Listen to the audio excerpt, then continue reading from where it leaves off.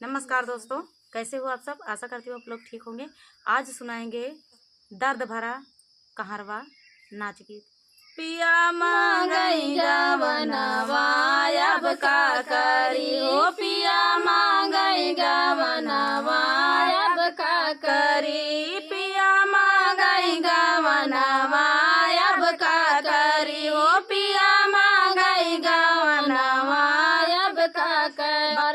बारिशवा का हमारी उमरिया, बरहे बारिशवा के हमारी उमरिया, लाए गवनवा अब का करी हो, पिया लाए गवनवा अब का करी, पिया मांगई गवनवा अब का करी हो, पिया मांगई गवनवा अब का करी। गवना लिया पिया घर बैठवाले, गवना लिया पिया घर बैठवाले, अपना गैले विदेशवा अब का करी, अपना गैले विदेशवा अब का करी हो, पिया मांगई गवनवा अब का करी हो, पिया मांगई गवनवा अब का करी। बरहे बारिशवा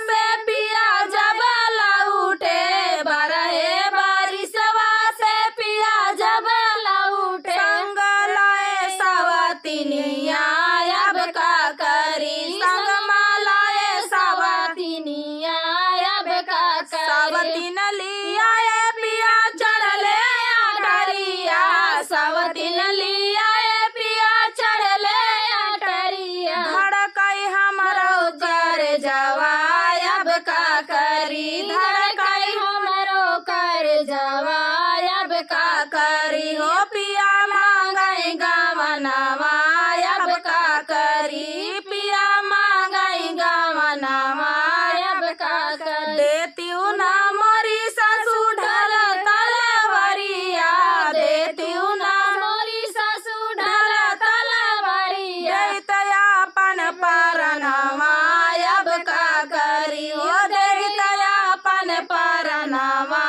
अब का करी हो, पिया मांगई गवनवा अब का करी हो, पिया मांगई गवनवा अब का करी हो, पिया मांगई गवनवा अब का करी। तो दोस्तों, ये प्यारा सा दर्द भरा गीत आप सभी को कैसा लगा कमेंट में बताना दोस्तों। मिलते हैं अगले वीडियो में, तब तक के लिए नमस्कार दोस्तों। नमस्कार दोस्तों।